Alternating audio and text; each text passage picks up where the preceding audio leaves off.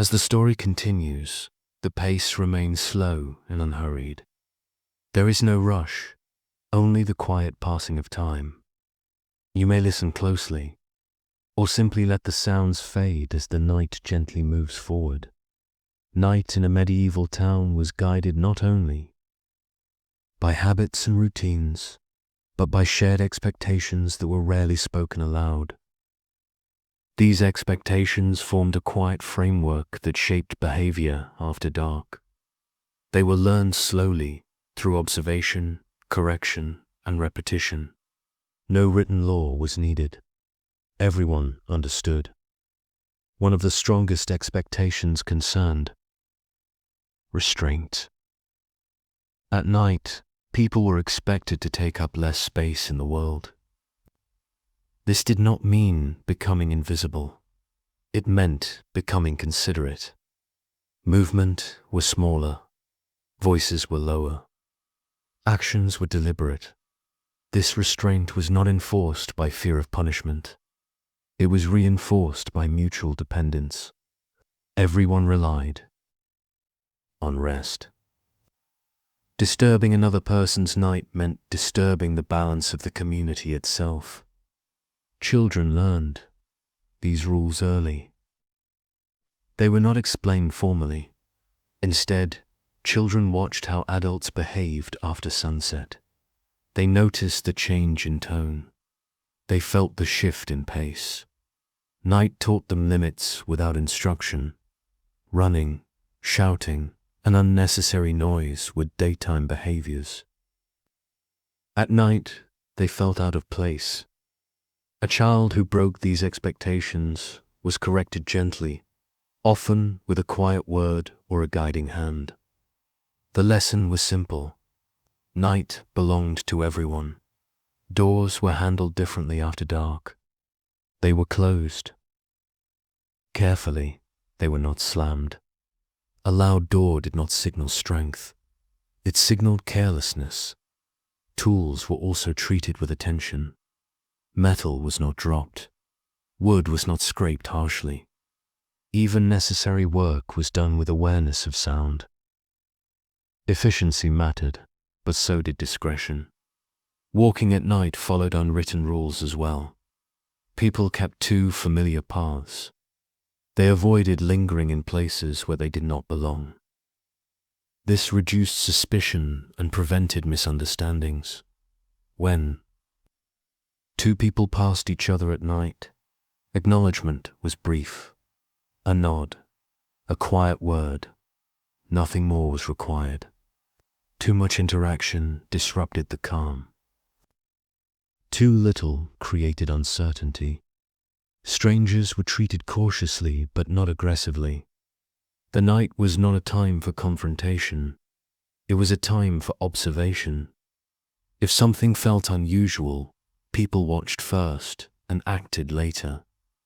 These expectations extended into homes. Within shared sleeping spaces, individuals adjusted their behavior for others. They learned how to turn without waking someone nearby. They learned how to rise quietly if needed. These skills were valued, even if never praised. Illness altered expectations slightly, but did not remove them. Care was given quietly. Voices remained low. Even urgency was expressed calmly when possible. The goal was to protect rest while responding to need. Hospitality at night followed its own rules. Guests were received without spectacle.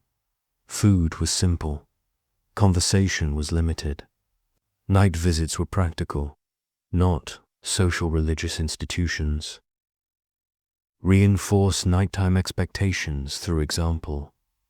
Monasteries and convents moved through darkness with discipline and calm. Their behavior influenced nearby communities, even those who never entered their walls. Punishment for breaking nighttime. Expectations was usually social rather than legal. A reputation for being disruptive carried weight. People remembered who disturbed the night. Trust was slow to return. These unwritten rules created predictability.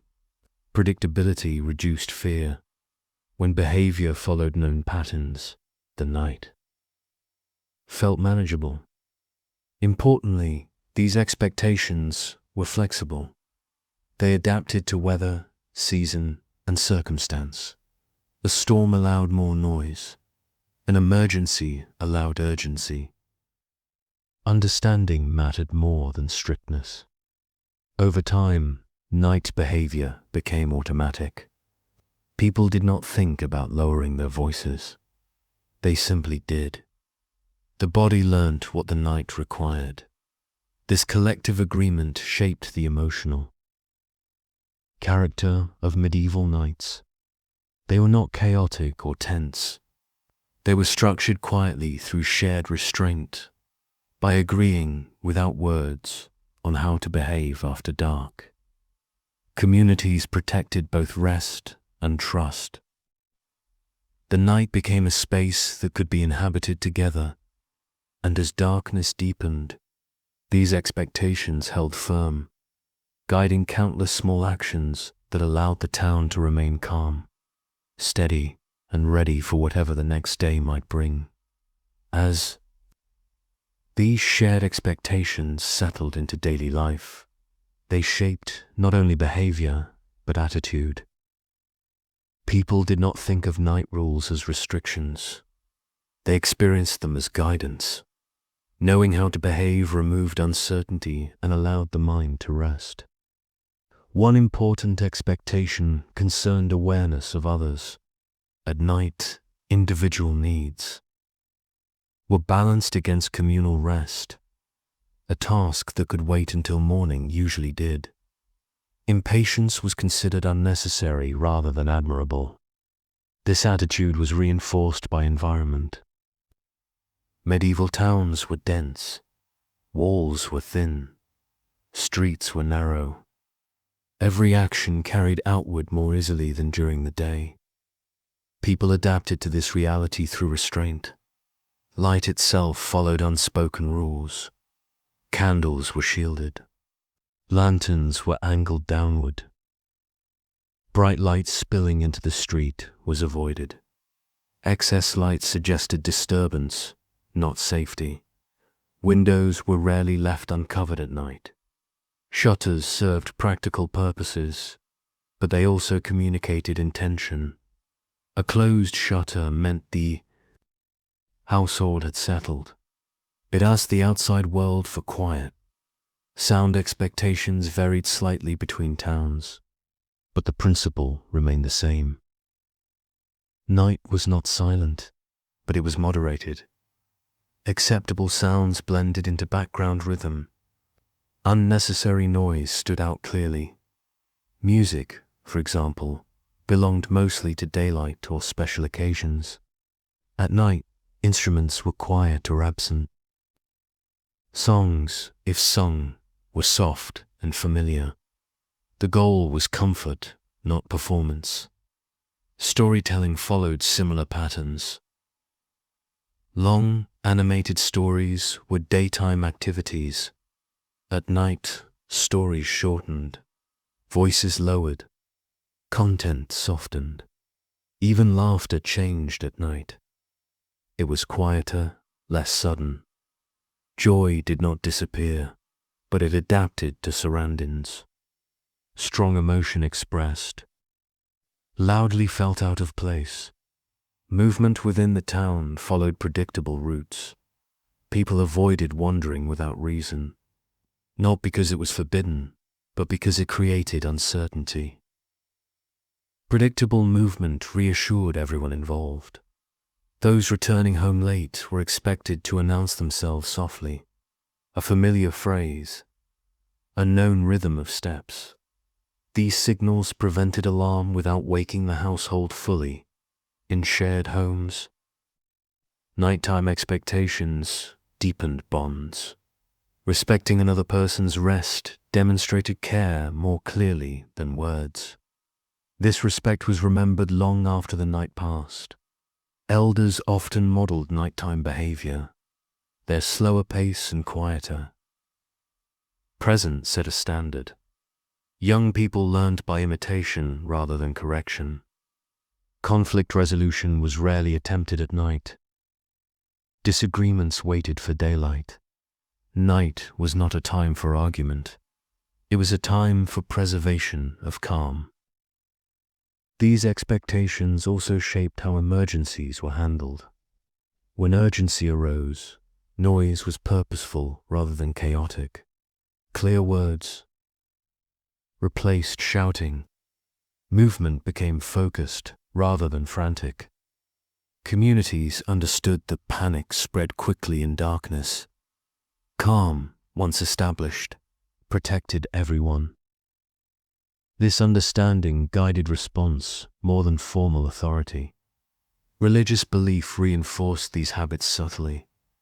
Night was often associated with reflection, humility, and restraint. These ideas blended naturally with practical needs. Over generations, nighttime behavior became part of identity. A town was known for being orderly at night or not. This reputation mattered. Visitors learned quickly how to behave after dark. Those who did not adjust stood out. Correction was quiet but firm. The success of these expectations lay in their invisibility. They worked because they were shared, not imposed. They shaped action without demanding attention. As night continued, these unwritten rules held the town together. They prevented friction. They protected rest. They allowed darkness to feel predictable rather than threatening. Through shared understanding, medieval communities created nights that were calm, not by chance, but by agreement. And within that agreement, rest became possible for everyone. As the night reached its most settled stage, these shared expectations operated almost entirely without awareness. No one needed to remind anyone else how to behave. The rules had moved beyond thought and into instinct.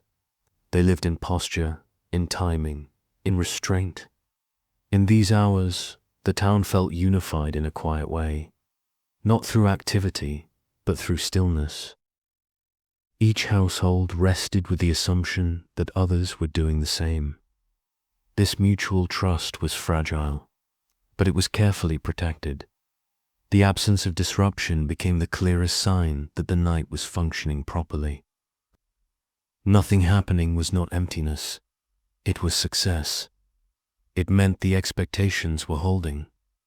People who woke briefly during these hours did so without concern. They listened. They recognized familiar patterns. They returned to sleep without needing explanation. The night did not require vigilance, because it had already been organized. Sound during these hours blended into a single texture. Individual noises lost importance. What mattered was continuity. As long as that continuity remained unbroken, rest felt secure. The body responded to this stability by releasing tension. Muscles softened. Breathing deepened. The mind stopped, scanning for meaning. Sleep was allowed to finish its work. Those who remained awake, whether from duty or circumstance, moved with even greater care. Their actions respected not just individuals, but the collective state of rest. They understood that one careless sound could ripple outward. This understanding shaped how effort was measured. Doing something quietly was considered doing it well. Speed mattered less than discretion. Precision replaced force.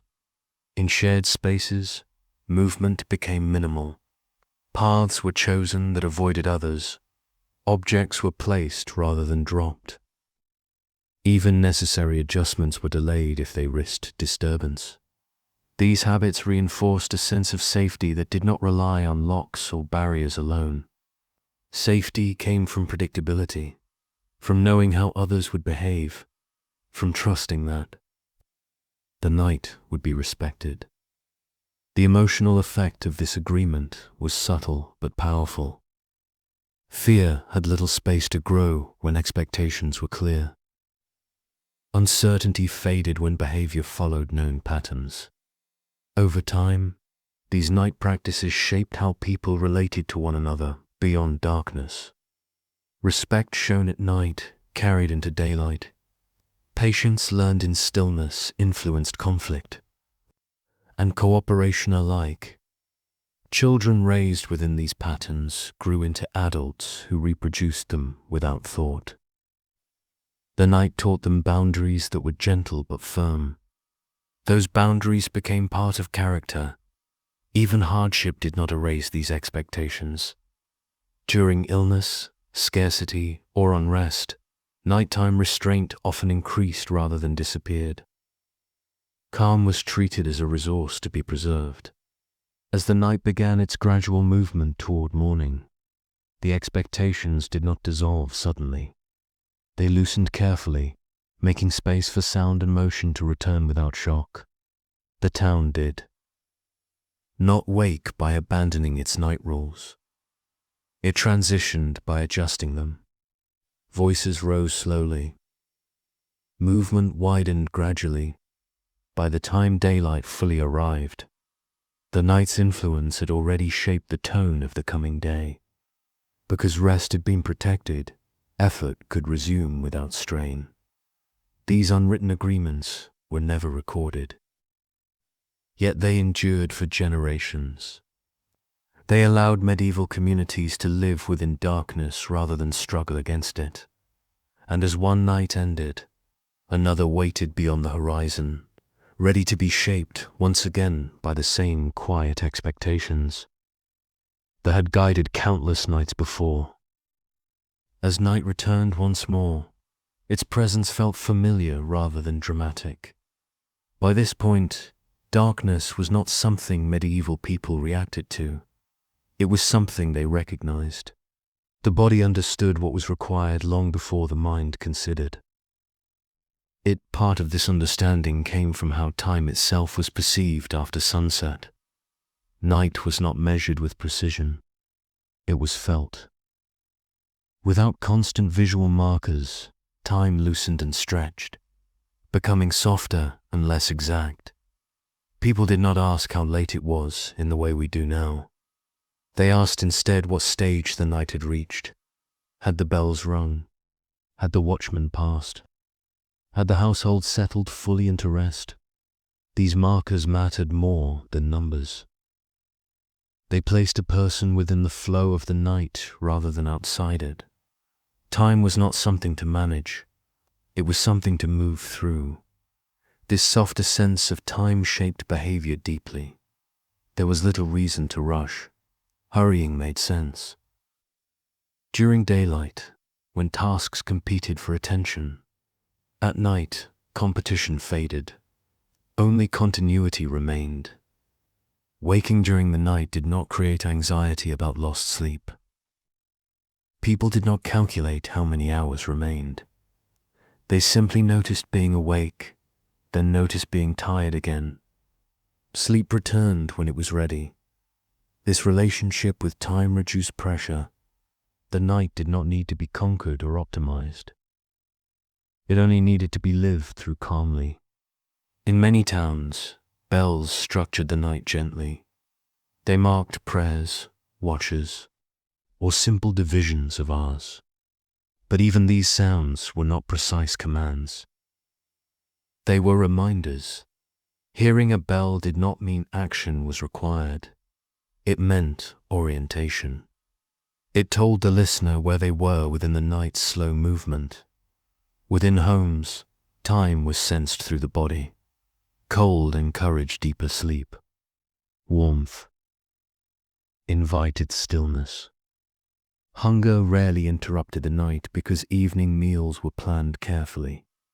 The body learned when to rest more deeply and when lighter sleep was enough. This learning happened over years, guided by routine rather than instruction. Dreams, too, followed this flexible sense of time. They drifted without sequence. Past and present blended easily. The night did not insist on order. Because time felt less rigid, night carried less stress. There was no sense of falling behind. Nothing urgent waited just beyond the darkness. This calm extended to responsibilities. Tasks left undone at night did not create guilt. Night was not meant for completion. It was meant for restoration. The absence of strict timing also shaped sound and movement. Without schedules to meet, people moved when needed and rested when possible. The night adjusted around human need rather than demanding adherence. This attitude affected social interaction. Late-night encounters were brief and functional. There was no expectation of long conversation. Time belonged to rest. For those who worked at night, the flexible sense of time reduced strain. They did not count hours until morning. They followed routines that ended naturally when daylight returned. Even fear was shaped by this perception. Of time, moments of unease did not stretch endlessly. They passed as part of the larger flow of night. Children learned this understanding gradually. At first, night felt long and undefined. With experience, it became familiar. The absence of clocks became comforting rather than confusing. Over generations, this loose relationship with time became cultural knowledge. It was passed down through behavior rather than explanation. People learned how long the night felt, not how long it lasted. This way of experiencing time allowed medieval nights to feel stable. Darkness did not trap people. It carried them forward gently. As the hours moved on, the night continued to unfold without urgency. Nothing demanded completion. Nothing required acceleration. And within this unmeasured flow of time, medieval people found a form of rest that depended not on control, but on trust in the steady rhythm that guided them quietly from darkness toward morning. This gentle relationship with time influenced how people experienced waiting during the night. Waiting was not seen as wasted space between actions. It was a state of being. Night allowed waiting to exist without discomfort. If someone lay awake, they did not struggle against it. They did not count breaths or demand sleep. They simply remained still and let the night pass through them. Often, this acceptance was enough to invite rest back again, because time felt wide rather than narrow. Impatience had little ground to grow. Moments did not press against each other. They drifted. This drifting softened thought and reduced mental effort. Within households, this sense of time shaped how people responded to one another. If someone stirred or woke, it was not treated as disruption. It was part of the night's movement. Number 1 hurried them back to sleep. Parents did not urge children to rest immediately. They allowed quiet wakefulness. A child listening to the night was not misbehaving. They were learning. Night conversations, when they occurred, were slow and minimal. A few words, a simple reassurance. Time did not need to be filled with explanation. This acceptance extended beyond the home. Night workers did not measure progress by speed. They measured it by continuity. As long as routine continued, the night was unfolding correctly. The absence of strict timekeeping reduced anxiety during uncertainty. If something unusual occurred, people responded without panic. They did not feel rushed by the clock. They had space to observe before acting. Even emergencies unfolded within. This flexible frame, urgency existed, but it did not override calm completely. Action was taken without haste. Clarity mattered more than speed. In this environment, memory of night behaved differently. People rarely remembered exact moments. They remembered impressions. Whether the night felt calm or unsettled, whether rest came easily or not. This impression-based. Memory reinforced the value of routine. When nights followed familiar patterns, they faded from memory quickly. A forgotten night was a successful one, where they interacted with time perception as well. Long winter nights stretched gently, encouraging deeper rest. Short summer nights felt lighter and less demanding.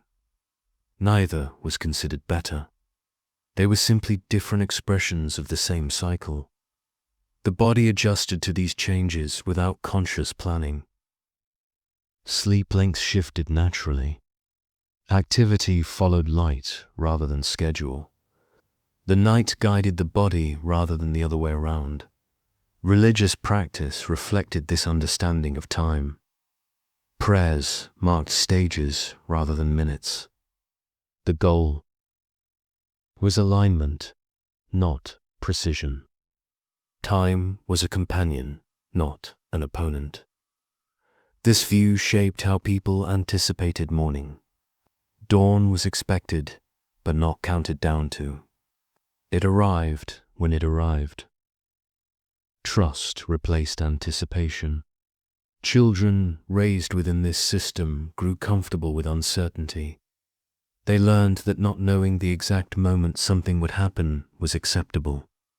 The night taught patience without words, over generations. This acceptance became embedded in daily life. People learned to let time move them instead of pushing against it. Night reinforced this lesson more than day ever could. Because of this, medieval nights rarely felt oppressive. They were long, but not heavy. They passed without struggle. They required endurance, but not effort. As the hours continued to drift, the night remained steady in its looseness. Nothing tightened. Nothing demanded urgency. The rhythm held, and within this open, unmeasured flow, medieval people found a quiet freedom, one that allowed rest to arrive naturally, carried forward by time that asked nothing more than patience. As the night reached its later hours, this loose sense of time became most noticeable. By now, the night no longer felt like a stretch to be endured. It felt like a container, holding everything quietly until change was ready to come. People who slept during these hours often experienced their deepest rest. The body, no longer alert to the start of night, released itself more fully. Thoughts softened. Dreams became less vivid and more drifting. Nothing pressed for attention. Those who woke briefly did not interpret the moment as interruption. They did not wonder how long they had slept or how long remained. They simply noticed being awake. Then, just as simply, they noticed sleep returning. This acceptance mattered. Without clocks demanding awareness, the mind stayed calm. There was no sense of losing time. Time was not owned or measured. It moved independently, and people moved with it. Inside homes, the atmosphere reflected this ease. The air felt settled. Sounds blended smoothly. No single moment stood out. The night became a continuous experience rather than a sequence of events. For those still awake, fatigue did not feel urgent or alarming. It arrived gradually. The body adapted by slowing movement and narrowing attention. Effort was conserved without conscious decision. Night workers often described these hours as the quietest, not because sound disappeared, but because everything fell into expected patterns. Nothing needed to be checked repeatedly. The town seemed to breathe on its own. In this phase of night, even fear lost momentum. Worries that appeared earlier often faded. The lack of urgency weakened them. What remained felt manageable. The absence of strict time also shaped emotional response. Sadness, when present, moved gently rather than sharply. Joy felt calm rather than excited. Emotions mirrored the night's unhurried pace, communal trust. It was strongest during these hours. People trusted that others were resting. They trusted that routines were holding. They trusted that nothing unexpected was unfolding beyond awareness. This trust allowed deeper surrender to rest. The mind stopped monitoring. The body stopped preparing. Sleep completed its work without resistance. As the night slowly approached, its end, time began to gather shape again, not sharply, almost politely. The body sensed change before the mind acknowledged it. Breathing shifted. Sleep lightened slightly. The deepest rest gave way to readiness, though no one yet rose. These transitions were not planned, they were felt. The body knew how long the night had been without counting it. The quiet flexibility of night, timekeeping allowed this smooth transition. Nothing snapped from one state to another. Everything overlapped gently. By the time the earliest signs of morning approached, the night had already prepared people for change, not through alarm or urgency, through gradual adjustment. This way of experiencing time protected the night from becoming a burden. Even long hours did not feel heavy when they were not divided into strict measures. Length lost its weight. The medieval night did not ask people to manage it. It asked them to trust it, and in return, it carried them forward steadily.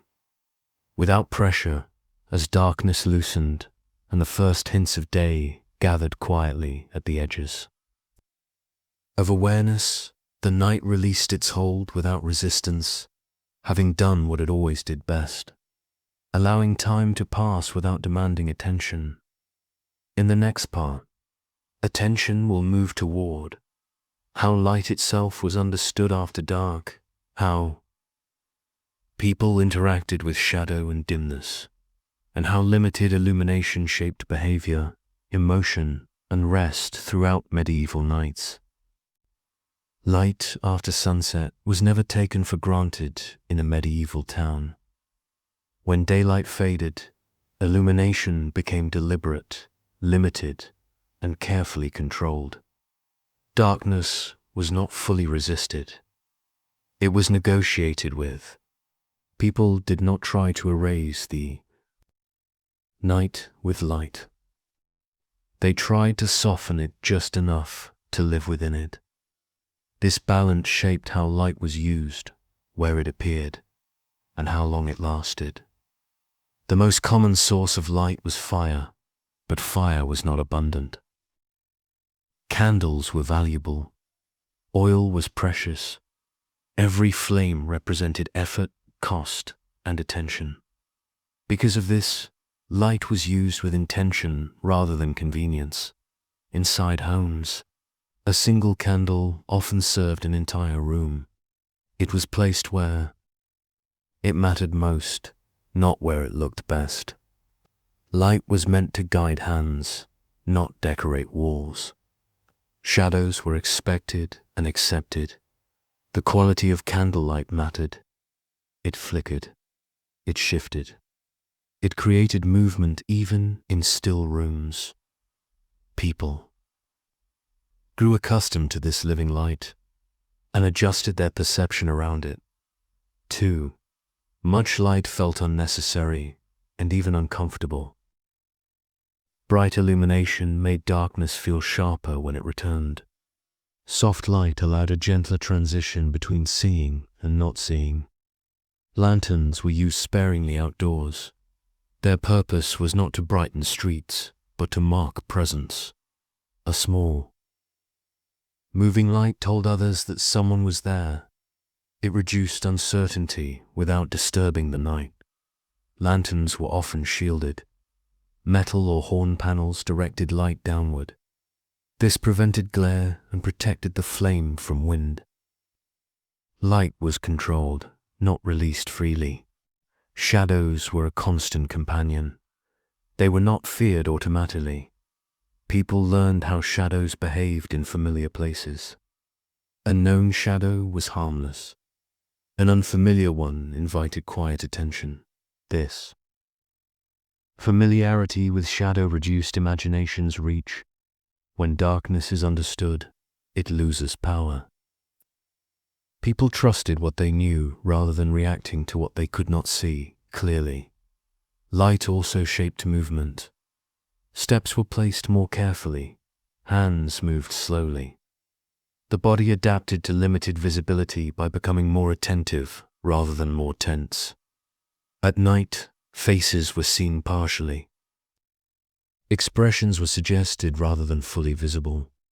This softened social interaction. People relied more on voice and tone than appearance. Within shared sleeping spaces, light was reduced gradually.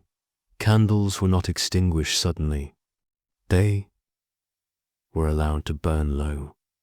This slow fading prepared the mind for rest.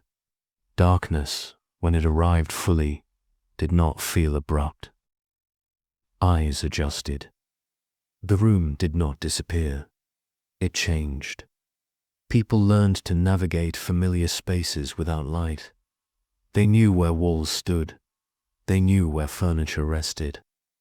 The body remembered what the eyes could not see. This knowledge built confidence. Darkness did not signal helplessness. It signaled reliance on memory and touch. Religious spaces treated light with particular care at night. Candles marked sacred presence rather than illumination. A single flame could define an entire space. Light carried meaning beyond function. Public. Light was rare. Most streets remained dark. This was not considered neglect. It was accepted as normal. Night belonged to darkness more than light. Because light was limited, people adjusted their expectations. Night was not a time for detailed work. It was a time for slowing, for completion rather than creation. The emotional effect of low light was significant. It encouraged calm. It reduced stimulation. The mind followed the environment into quieter states. Children learned early that darkness was not punishment. It was simply the absence of light. Fear was shaped more by reaction than by darkness itself. Light taught discipline. Leaving a candle burning unattended was careless. Letting light spill unnecessarily was wasteful. Attention to light was attention to life itself. Over time, communities developed a shared understanding of how much light was enough. This understanding shaped night behavior subtly but consistently. The medieval night was not illuminated to be conquered. It was dimmed to be lived within. Light served darkness rather than replacing it. And as candles burned low in lanterns, moved carefully through shadowed streets, light fulfilled its quiet role, guiding without overpowering, revealing without disturbing, allowing the night to remain night while still offering just enough clarity to move, to rest, and to feel secure within the dark. As people lived with limited light night after night, their relationship with darkness became more nuanced. Darkness was not treated as a single condition. It had depth, variation, and familiarity. People learned its gradients rather than resisting it outright. There was a clear difference between indoor darkness and outdoor darkness. Inside a home, darkness felt contained. Walls, ceilings, and known objects gave it shape. Even without light, space felt defined and held. Outdoor darkness felt wider, but not necessarily threatening. Streets were known. Corners were expected. The absence of light did not erase memory. It relied on it. Because light was scarce, people developed patience with their eyes. They waited for vision to adjust. They did not demand clarity immediately. This waiting became instinctive. Moving from a lit space into darkness required pause. People stood still briefly. They allowed the eyes to settle. Only then did movement continue. Rushing blinded more than darkness itself. This habit slowed behavior naturally. Night did not need rules to enforce calm. Limited light created it on its own. The environment guided the body. Within homes, people arranged objects deliberately to accommodate darkness. Furniture stayed in consistent places. Tools were returned carefully. Predictability reduced accidents and anxiety. Children learned where things belonged long before they learned why. They could navigate familiar rooms by touch alone. This ability created confidence rather than fear. Light also shaped social boundaries. A lit window suggested wakefulness. A darkened one suggested rest. These signals were respected without discussion. Peering into lit spaces from darkness was avoided. It felt intrusive. Light revealed, and with revelation came vulnerability. Respect for light was respect for privacy. In communal buildings, light carried authority. A single candle at night could command attention, not because it was bright, but because it was rare. Light drew focus naturally. This scarcity gave light symbolic weight. It marked importance. It suggested care. It reminded people of limits. The flicker of candlelight also influenced emotion. Its movements softened edges. Nothing appeared fixed or harsh. This softened perception extended to thought itself. Harsh judgments were less common at night. Dim light reduced certainty. Certainty encouraged restraint. People spoke with more care. Faces half-lit or partially obscured allowed ambiguity. Expressions were not fully read. Tone mattered more than appearance. Misunderstandings were avoided through simplicity. Nighttime work adapted to these conditions. Tasks requiring precision were postponed. Tasks requiring patience continued. The environment dictated what was appropriate. This alignment reduced frustration. People did not fight the night's limitations. They accepted them and adjusted. Light also affected memory.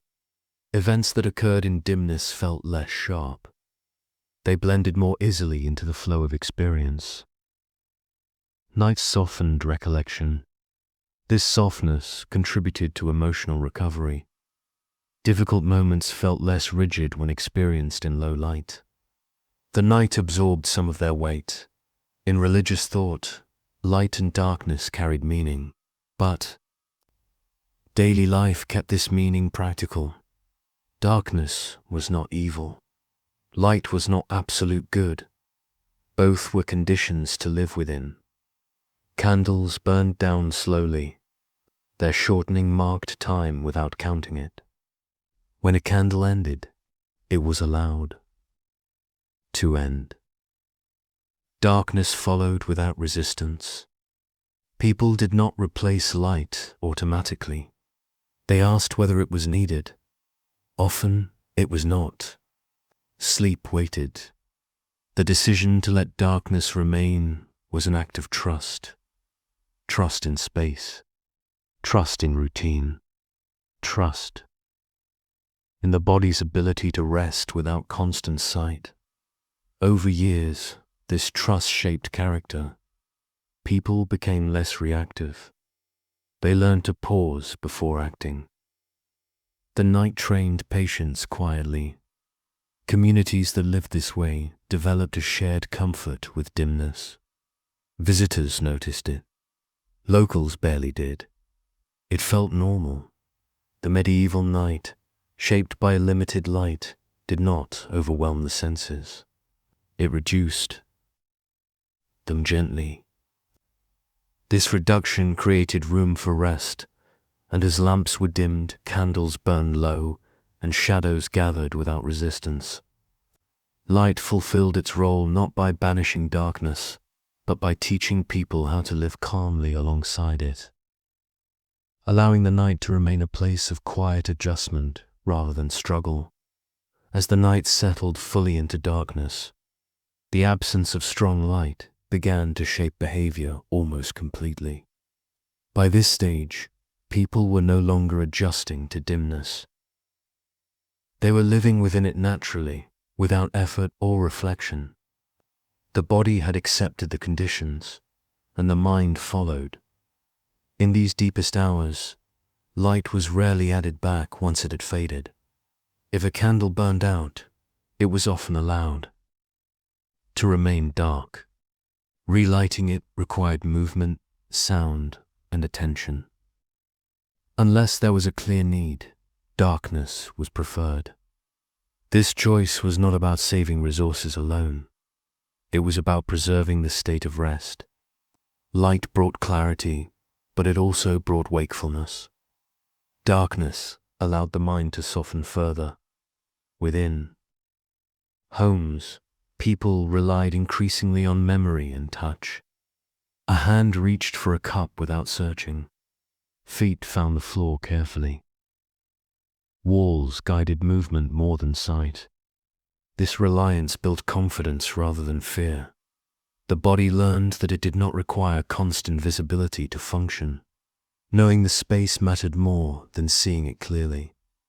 Nighttime accidents were surprisingly rare in familiar homes. Objects stayed where they belonged. Paths were known. Care replaced speed. For those who woke during these hours, darkness felt complete but not oppressive. There were no half-lit corners demanding interpretation. Everything rested evenly in shadow. This uniformity reduced mental effort. The emotional tone of these hours was shaped by dimness. Thoughts slowed. Memories surfaced without urgency. The mind wandered gently, then released what it found. Even anxiety, when present, softened in low light. Without sharp visual detail, worries lost definition. They became less demanding. The night absorbed some of their intensity. For night workers, limited light required discipline. Lanterns were used briefly and purposefully. They were not left burning unnecessarily. Light was brought in, then removed again. This careful use reinforced respect for the night. Light was a tool, not a companion. Darkness was the default state. In religious spaces, this stage of night carried special quiet. Candles burned low near altars or icons. Their faint glow suggested presence rather than visibility. Meaning remained even when sight was minimal. These low flames did not compete with darkness. They rested within it. Their purpose was symbolic as much as practical. Public spaces were almost entirely dark at this hour. Streets belonged to shadow. Movement, when it occurred, was slow and cautious. No one expected illumination. Because of this, the night felt expansive. Without light to define edges, space felt wider. But this width was familiar, not threatening. It had been experienced many times before. People learned to sense others without seeing them. Footsteps signaled distance. Breathing indicated closeness. Darkness heightened attention to these cues. This awareness encouraged gentler interaction. Approaching someone unseen required care. Voices announced presence softly. Surprise was avoided. The deepest darkness also marked a boundary. Beyond a certain point, activity simply stopped. Work waited. Conversation ended. Rest took priority. The night did not demand productivity. It demanded acceptance. Light, when absent, made this demand clear. As the hours moved slowly forward, darkness remained stable. It did not deepen endlessly. It held its form, waiting for change rather than forcing it. The body responded by sinking further into rest. Breathing slowed. Muscles released. Sleep completed cycles uninterrupted by stimulation. When the first subtle hints of morning approached, darkness loosened gently. Not because light had arrived, but because it was expected. The body sensed the shift before the eyes did. The night had done its work through darkness as much as through light. By limiting vision, it limited effort. By softening perception, it softened thought. Medieval nights did not aim to make everything visible. They allowed much to remain unseen. This allowance created calm. Darkness was not treated as a problem to solve. It was treated as a condition to live within, patiently and repeatedly. And as the longer shadows began to thin almost imperceptibly, darkness prepared to step back, having guided rest not by obscurity, but by restraint, leaving behind a quiet steadiness that would carry people gently toward the return of light. As another night settled over the medieval town, it carried with it not only darkness, but expectation. By now, night was a familiar companion, shaped by countless repetitions. People did not wait to see what night would bring. They already knew its general shape. This knowledge created a sense of emotional safety. Night was not empty time. It was structured time, even when that structure was invisible. Because of this, people approached night with less tension than we might expect. One important element of this safety came from predictability. Most nights unfolded in similar ways. The same sounds returned. The same routines followed. When life repeats itself gently, fear has less room to grow. Emotional responses at night were therefore muted rather than heightened. Joy did not become excitement. Sadness did not become panic. Everything softened slightly, as if the night lowered the volume of feeling itself. This emotional moderation was learnt early. Children observed how adults reacted after dark. They noticed that worries were postponed. Problems were not argued through at night. Strong emotions were allowed to rest. Night was understood as a poor time for decisions. Tired minds did not reason well. Dim light distorted perception. Because of this, restraint was valued. Waiting until morning was often considered the wisest. Choiced up, this attitude protected relationships. Arguments delayed were often arguments softened. By morning, urgency had faded. The night, by enforcing pause, prevented harm. Within homes, emotional signals were subtle. A sigh, a shift in posture, a quiet word of reassurance. Big expressions were unnecessary. Comfort at night was practical rather than expressive.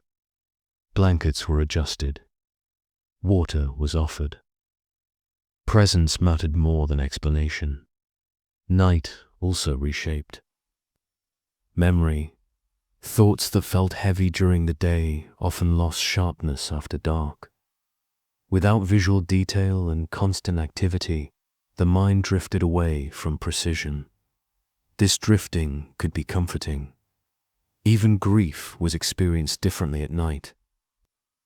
It did not disappear, but it slowed. In darkness, grief became quieter, less demanding. It could exist without requiring response. Fear, too, behaved differently. Stories and beliefs sometimes painted night as dangerous, but daily experience balanced.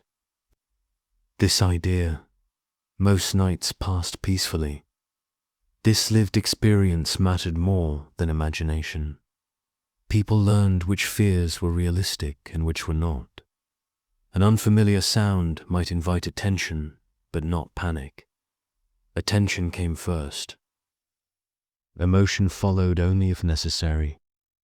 Community played a strong role in this emotional regulation.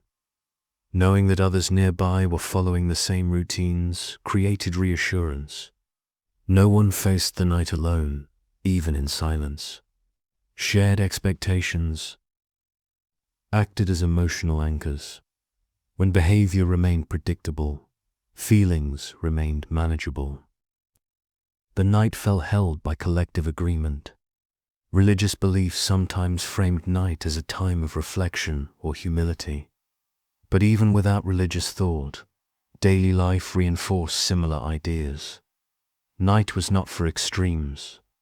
It was for balance.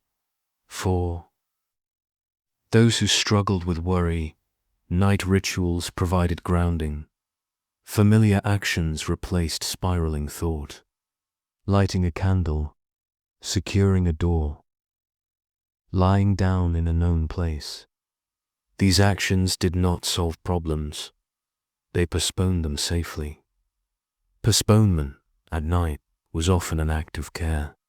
Sleep itself was not always immediate or deep, but even light rest helped regulate emotion. The body calmed even when the mind remained partially awake. This regulation accumulated over time. Night after night of moderated emotion-shaped temperament. People learned endurance rather than reactivity. By living within nights that rarely demanded emotional extremes, medieval communities developed a quiet resilience. They expected difficulty in life, but not constant alarm. As the night continued, this emotional steadiness settled over the town. Nothing dramatic was expected. Nothing urgent waited.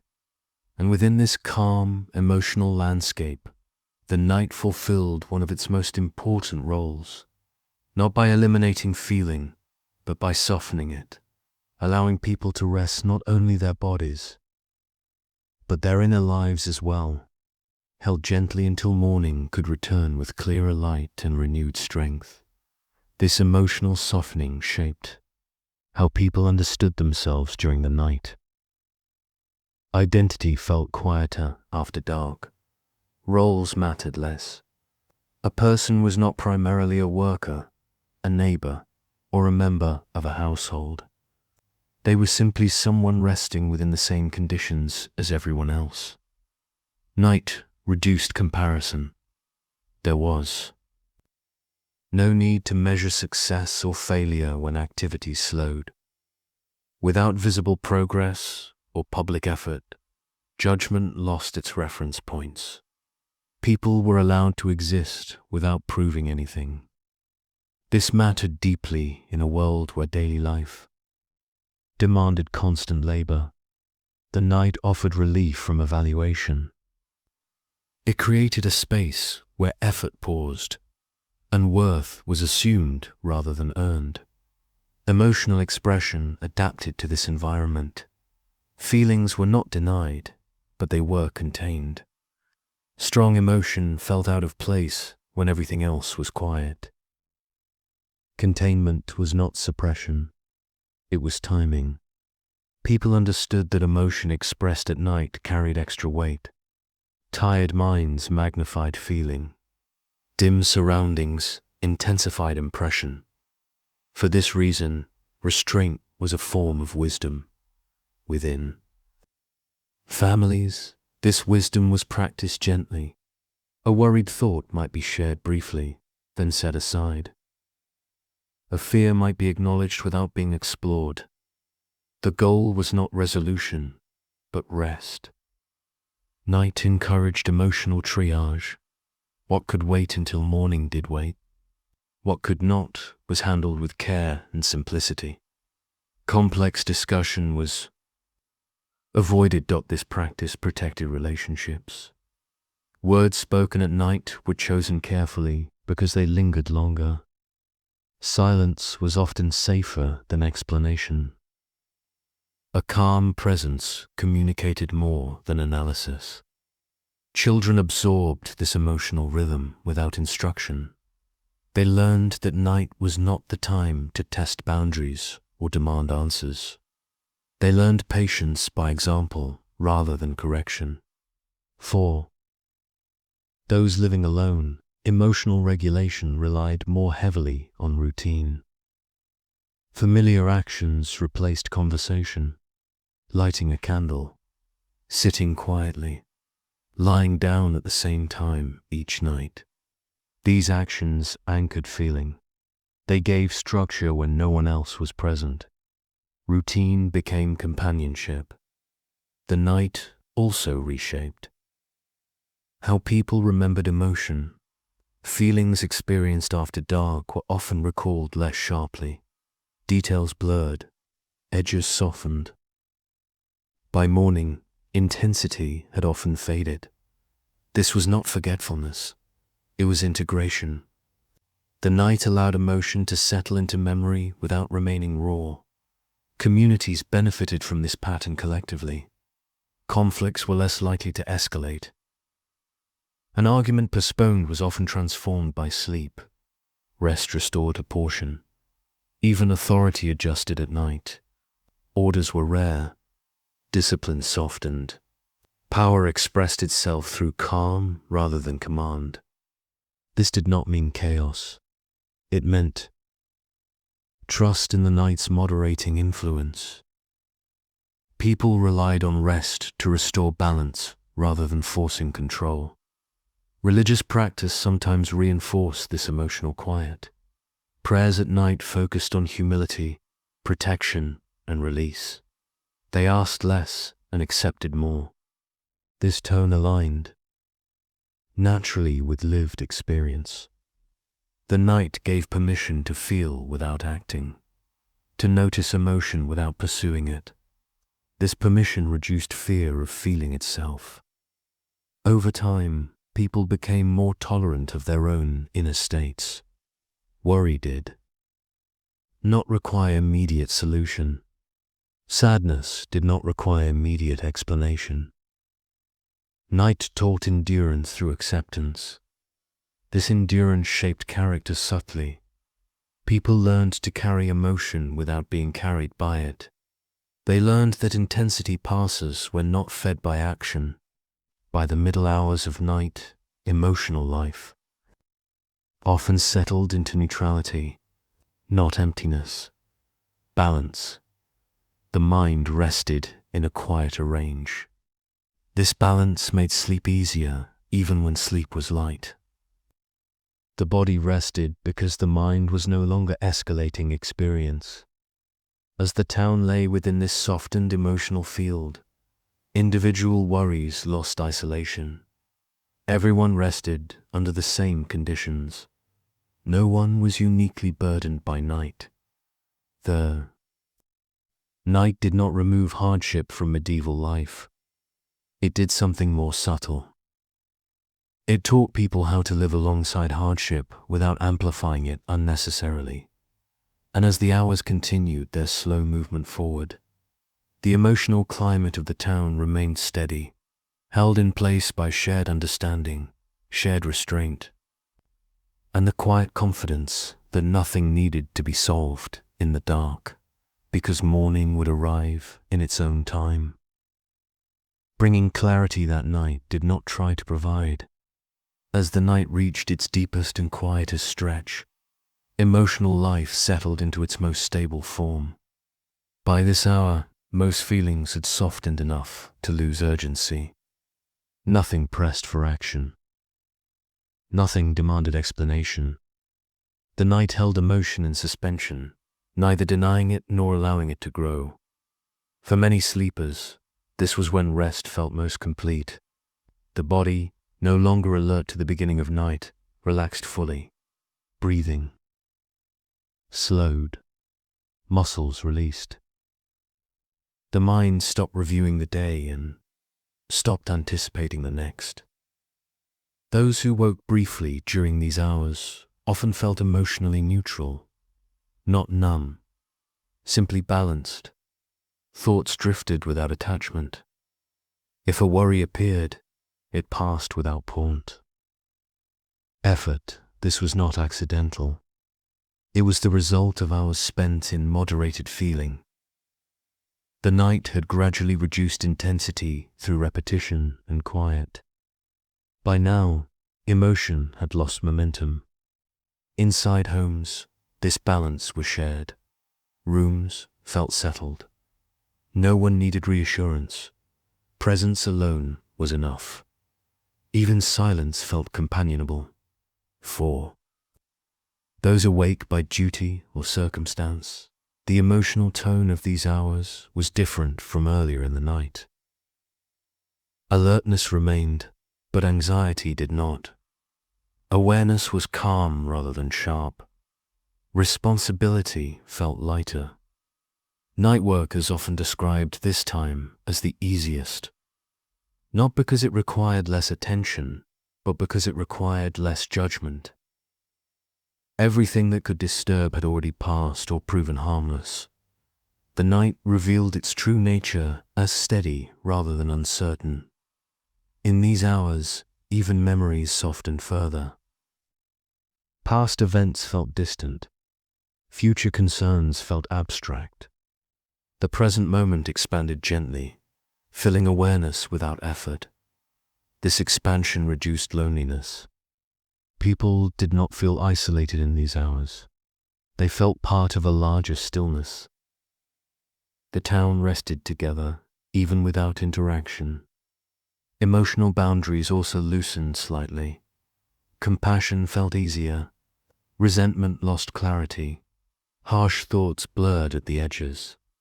The night did not resolve conflict, but it reduced its sharpness. Religious belief often described these hours as sacred or protected. But even without belief, daily experience supported the idea. The night seemed to guard the mind from extremes. It encouraged surrender rather than struggle. This surrender was not weakness. It was recovery. The mind, allowed to rest from constant evaluation, regained proportion. Emotion returned to scale. As the night slowly approached its end, this emotional steadiness did not disappear suddenly. It lingered. The body carried it forward.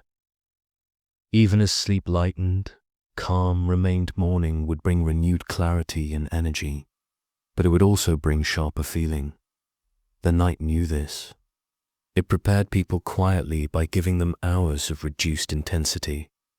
By the time the first hints of change approached, the emotional work of the night was complete.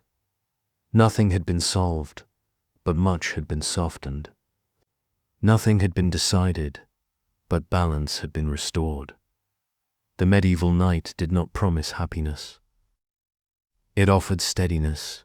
It did not remove hardship. It reduced its weight. And as darkness began to loosen its hold, the town rested within this steadiness, ready to return to daylight, not refreshed in a dramatic sense, but grounded, measured, and emotionally held by the long, quiet hours that had passed without demanding anything in return. As the final night of our long observations settles in, it arrives without announcement. There is no signal that this night is different from the others, and that, in itself, reflects how medieval people understood endings.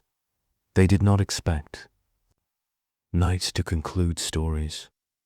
They expected them to continue patterns. By now, the town has learned how to rest within darkness. The body knows what to do. The mind no longer resists the slowing. Night is not entered with curiosity or concern. It is entered with familiarity in these later stages of understanding. Night rituals are no longer experienced as rituals at all. They are simply life moving at a different speed. Nothing feels ceremonial. Nothing feels deliberate. Everything feels settled. Homes prepare for rest almost without thought. Doors are secured. Light is reduced. Spaces are arranged as they have been countless times before. The repetition removes effort from decision-making.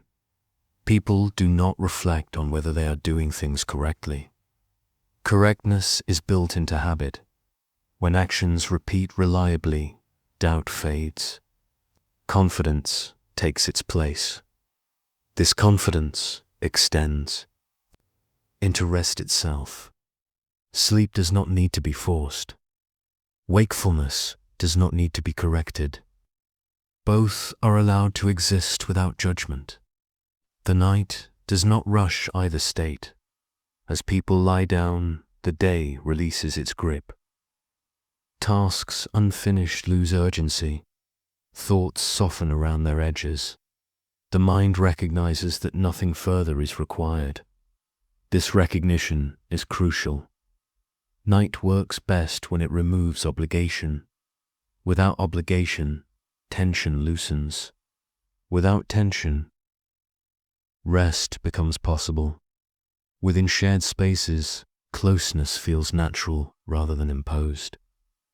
Bodies adjust around one another instinctively. No one needs instruction. Years of shared nights have taught what distance and nearness feel right. The sounds of the town settle into their final pattern. Nothing stands out. Nothing intrudes.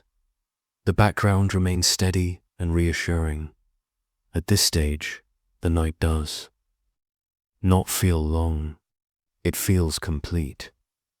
Length matters less than continuity. As long as nothing breaks the pattern, the hours pass gently. Even those who wake briefly experience no urgency. They do not search for meaning in the moment. They do not interpret wakefulness as failure. They accept it as part of the night's shape.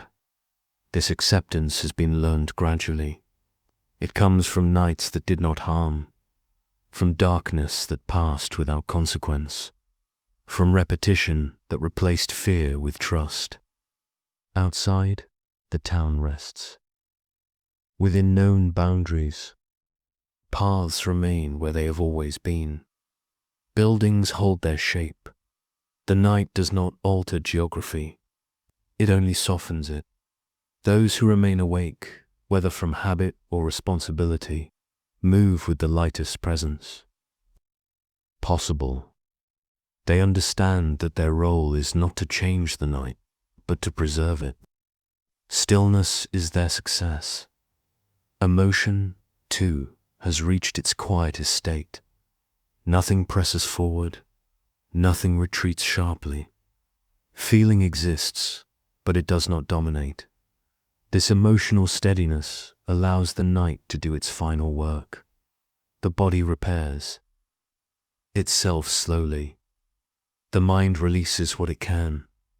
The rest does not feel dramatic. It feels sufficient. As hours pass, the town remains unchanged, and that sameness is the goal. The night is successful when it leaves no mark, when it does not demand memory, when it passes without calling attention to itself. There is no anticipation of morning yet. Dawn is not expected. It will come when it comes. For now, the night holds this. Holding is gentle but firm. Nothing escapes it. Nothing struggles against it. Everything settles into place, and within this settled darkness, Medieval life reaches one of its quiet conclusions, not with finality, but with continuity, preparing the way for what follows without announcing that anything is ending at all. As the night continues toward its quiet conclusion, its purpose becomes clearer not through change, but through consistency. Nothing new is introduced. Nothing dramatic unfolds. The night simply continues to hold the town in the same calm posture it has maintained for hours. This steadiness is not accidental. It is the result of many small choices made earlier in the evening. Lights dimmed rather than extinguished suddenly, voices lowered instead of raised, movements slowed instead of stopped. Each choice contributed to the night's ability to remain smooth and uninterrupted. By this stage, most people are no longer actively experiencing the night. They are resting within it. Awareness has narrowed. Attention has softened. The outside world has receded almost completely. For sleepers, the body is now doing its quiet work. Breathing follows a steady rhythm. Muscles remain relaxed for longer periods. Even those who shift or wake briefly do so without fully re-entering the world of thought. The mind, freed from constant stimulation, drifts gently. It does not pursue. Ideas, it lets them pass. Memories surface without demanding interpretation, then fade again. The night does not ask the mind to resolve anything. In shared spaces, this collective rest creates a subtle sense of unity. People are not interacting, yet they are not isolated. They rest under the same roof, within the same rhythms, trusting one another to remain still. This shared stillness has weight, even when unnoticed. Those awake at this hour move with extreme care. They understand that any disruption now would feel larger than earlier in the night. Sound travels farther in deep quiet. Light feels brighter against full darkness. Because of this, actions are chosen carefully or delayed altogether. Night watchmen, where present, complete their rounds with minimal sound. They no longer call hours loudly. The night is already settled. Their presence is enough without announcement. In homes, fires are now little more than warmth held in ash. No one feeds them unless necessary. The house accepts a slight chill rather than reintroduce movement and light. Comfort is maintained through blankets and closeness instead. This willingness to accept mild discomfort reflects trust in the night's passing. People know that warmth will return. Cold is temporary. The night does not need to be adjusted endlessly to be endured. Emotion during these hours is almost entirely quiet. Strong feeling has nowhere to attach itself. The night provides no sharp edges for emotion to catch on. What remains is a low, even tone of being. Even fear, when it appears, lacks energy. Without stimulation, it cannot grow. A sound heard and understood fades quickly. Imagination does not run unchecked when the night feels familiar. Time, at this point, is barely perceived. There is no sense of duration, no counting of hours. The night feels suspended rather than moving forward, though it continues steadily all the same. This suspension allows the deepest rest to occur. The body repairs itself quietly. The mind releases accumulated tension without instruction. Nothing dramatic signals this work. It happens because conditions allow it. The success of medieval night rituals is most visible here, in their invisibility. When they work well, nothing stands out. No moment demands attention. The night simply remains intact as the hours pass. The town rests without knowing how carefully that rest has been protected. People will not remember this part of the night. They will wake without recalling it, and that forgetting is itself a sign of success. These final hours are not about preparation for morning. They are about completion of rest. Preparation has already happened. Now the night is allowed to finish its work undisturbed. Slowly, almost imperceptibly, the balance begins to shift. Not toward action yet, only toward readiness. The body's senses change before the world shows it. Breathing alters slightly. Sleep lightens without breaking. The night loosens its hold without letting go entirely.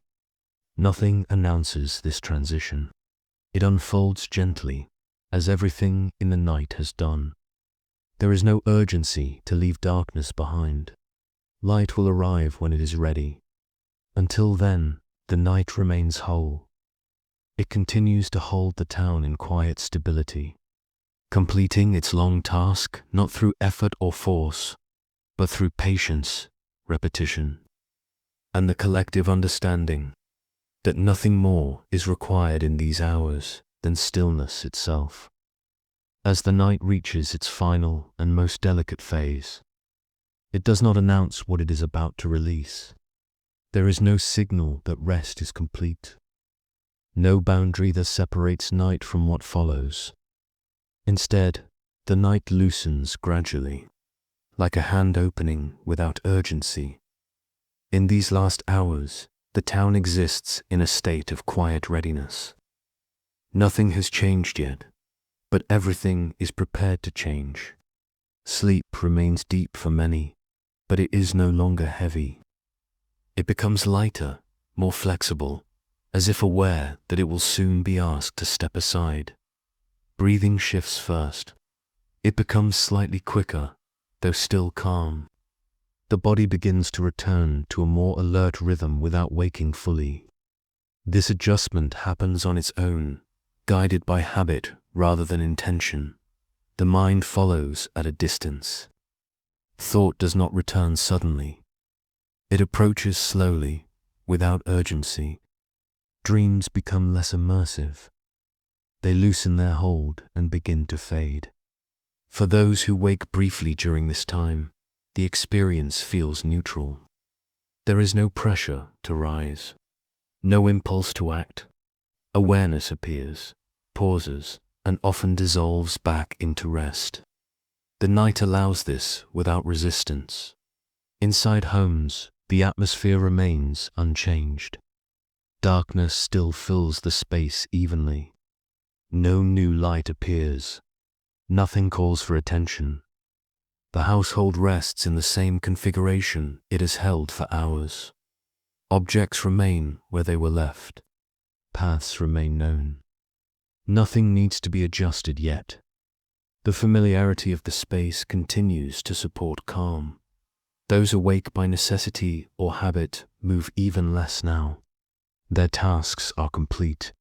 Only presence remains.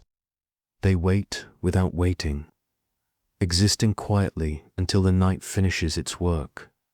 Emotion during these hours is minimal, but not absent. It exists in a softened form, a general sense of steadiness, a quiet acceptance of the moment. Nothing feels unresolved. This emotional neutrality is not emptiness. It is balance. The night has reduced intensity without removing feeling. What remains is proportion. As the final stretch of darkness passes, the town is held together by this proportion. Nothing pulls strongly in any direction. The night does not cling. It prepares to release. The first signs of morning are not visual. They are physical. A slight change in temperature, a subtle difference in air. The body notices these before the eyes ever could. Sleep begins to lift more consistently now. Not abruptly, not all at once. One person stirs. Another turns.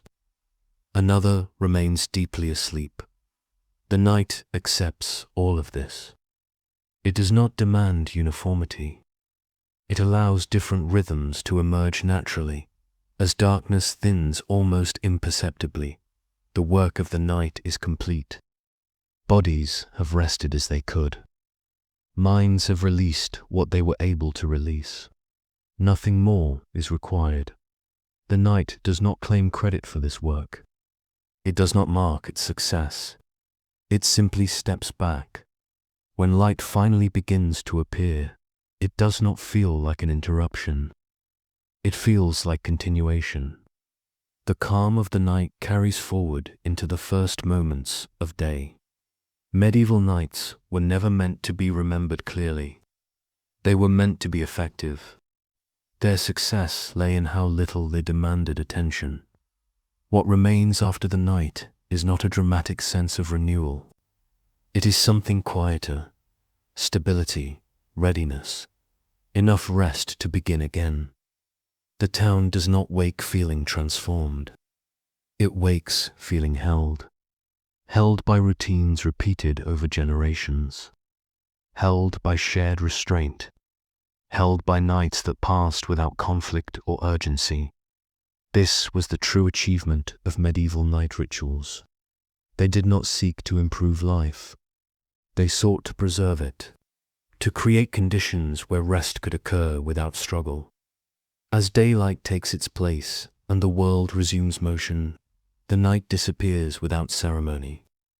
But its influence remains, embedded in pace, behavior, an expectation, and though it will not be named or thanked, the night will return again, unchanged, ready to perform the same quiet labor once more, holding the world still just long enough for life to continue.